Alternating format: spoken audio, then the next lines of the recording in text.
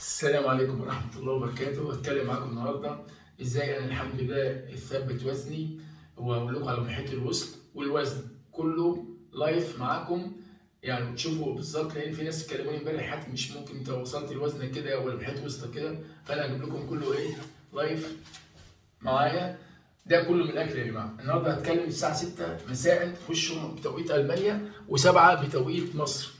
غذائك هو دوائك. الغذاء يا جماعه انت مش محتاج دكتور ولا محتاج دواء. ما بتيجي تقيس في حته عظمه هنا وفي عظمه فوق بينهم الاثنين معايا.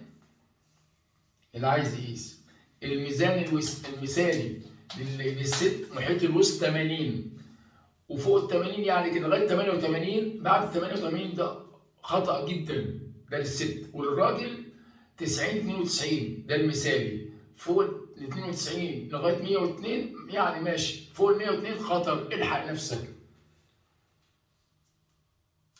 شايف يا جماعه اهو. اللهم صل على النبي. اشوف النضاره عشان اشوف. الله اكبر الله اكبر. 77 77 77 يا جماعه.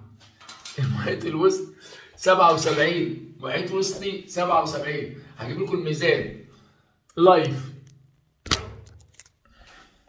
هقف. بسم الله الرحمن الرحيم.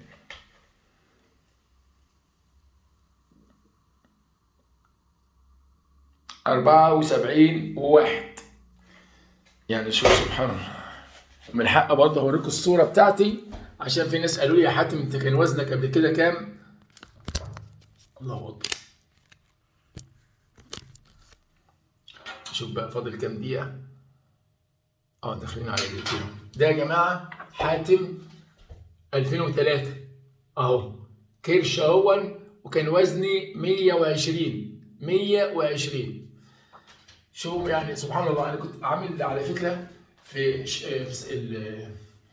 اللهم صل على النبي، في 9 الشهر اللي فات كنت عامل صيام الميه.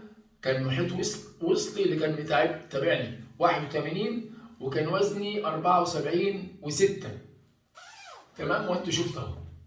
استنوني ان شاء الله الساعه 6 النهارده هتكلم غذائك هو دوائك. انت مش محتاج دكتور ولا محتاج دواء. تابعوا حاتم البزان يا جماعه، اشتركوا في القناه، دعموا القناه، اكبس. هقول للعالم كله انت مش محتاج دكتور ولا دواء. حتومه.